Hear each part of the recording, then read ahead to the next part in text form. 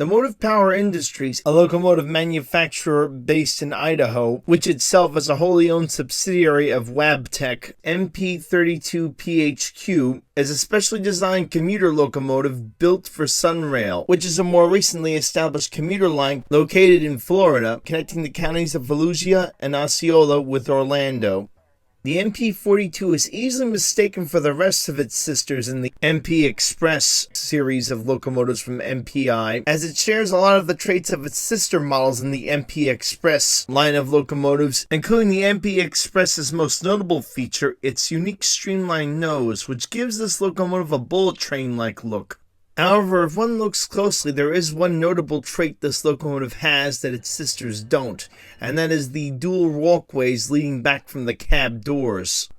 If one is wondering just where these traits of having full walkways going back from the actual cab doors came from, well, that's an interesting story in itself. Like many of the products of Motive Power Industries from this particular era, this particular locomotive was basically a hodgepodge of several remanufactured and new parts. Most notably, the MP32-Q is actually a remanufactured locomotive that is based upon a remanufactured locomotive, specifically the GP40WH-2, which was, to say the least, a somewhat unsuccessful commuter locomotive manufactured for the Maryland Mass Transit Administration to be operated by the Maryland Commuter Organization, MARC, by one of Motive Power Industries' predecessors, Morrison Knudsen. The theme with building this locomotive seems to be reduce, reuse, and recycle, as every last part of this particular locomotive, with a few exceptions, was a refurbished part taken from an existing model. For example, the locomotive has what looks like an F-45 cab at first glance, and in fact it is.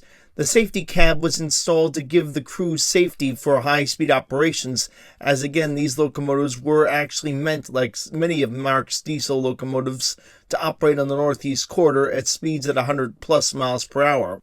Another unique trait that was also recycled from other locomotives was the flared radiators, to provide better cooling for the engine. These units were also equipped with Cummins head-end power generators to provide power for the commuter cars. This would avoid the annoying trait of having to have the prime mover spin at full speed to turn a generator, as is the case with the F40PHs, and at the same time give more power available to the locomotive to propel itself along on the tracks. On a separate note, these locomotives also received an exemption to the triangular light pattern required, that is to say that all new locomotives from the point of around 94 and on would need to have both ditch lights as well as a center headlight assembly to project a triangular light pattern to enhance the visibility of the locomotive from both the engineer and from anyone outside of the locomotive. The exemption was granted as these locomotives were put into production before the FRA put this regulation into practice. MK would build a total of 19 of these units for use on MARC. Unfortunately, as mentioned before, these locomotives did not have a successful career with MARC, to put it mildly. Not long after its introduction into service, the GP40WH-2 developed a reputation for unreliability,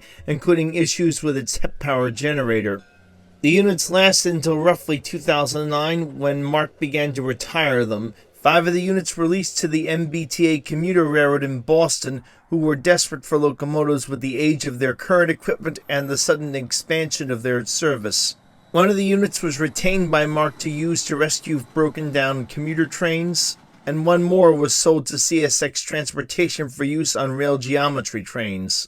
The remaining units were acquired by Sunrail and were sent to MPI to be rebuilt into the said MP32-PHQ type locomotives. And so essentially the MP32-PH-Q is in fact a rebuild of a rebuilt locomotive.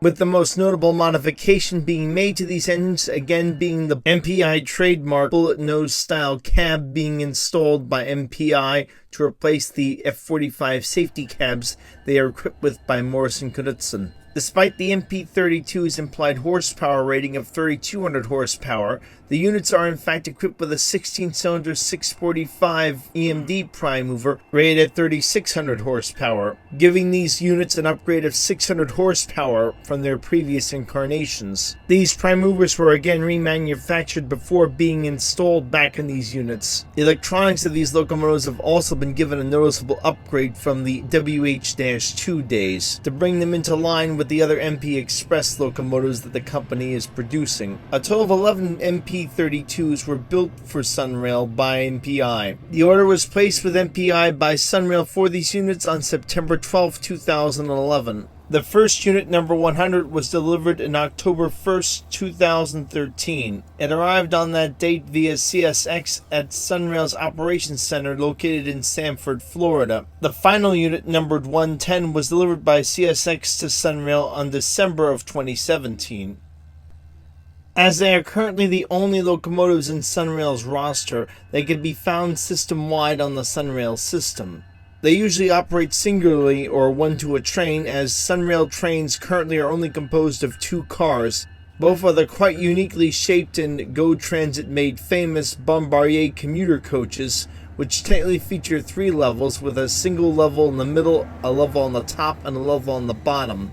These hybrid cars can be accommodated in stations that would normally only have space to accommodate single-level coaches. While the MP32 is capable of reaching speeds in excess of 100 miles per hour, they are currently limited to operating at 79 miles per hour due to the regulations on the tracks that Sunrail currently operates. These locomotives are also equipped with positive train control, which is a unique safety feature allowing the trains to be stopped if an engineer, for example, blows through a red signal, or apply the brakes and slow it down if the locomotive enters a curve at too high a speed to be safe. This is all handled by electronics built into the locomotive's control systems, which are fed data from cryptic radio transmissions as well as Wi-Fi via satellites, which in turn link the locomotive to operation centers, which in turn determine what actions and/or speeds are safe for certain sections of track and what to do if the locomotive exceeds them. The system also monitors for things such as manual switches left open on a main line, which could in turn derail a train moving at high speeds. If a violation of, say, a speed limit and/or one of these track conditions occurs, the system will send a signal. If the signal is not heeded by the train crew, it will automatically halt the train itself. All of this is done automatically to avoid any issues with crew incapacitation putting the train in danger. Future or additional production of these locomotives is highly unlikely, as they do not meet the new stringent emission standards the EPA has set for modern locomotives operating on commuter lines. The only reason why these locomotives continue to operate with the older pollution standard is that they are essentially a rebuild of a much older model, which in turn had a lower standard. And of course, with few WH-2s still in existence, it's unlikely that there'll be another locomotive available to actually rebuild into these particular standards. Sunrail has not mentioned any plans to increase the rolling stock as of yet. Again, its trains remain only 2 cars in length.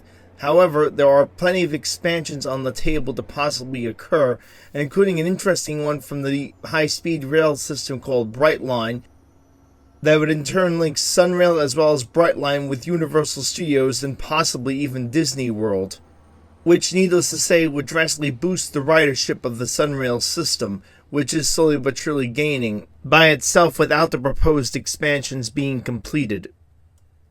The MP32-PHQ is definitely a very unique locomotive, and its extreme rarity due to having so few produced guarantees it to be an extremely attractive locomotive to catch sight of. And that's going to do it for this video. If you liked it, give it a thumbs up. If not, thumbs down. Please subscribe as it will help me greatly. And as always, keep the metal side down.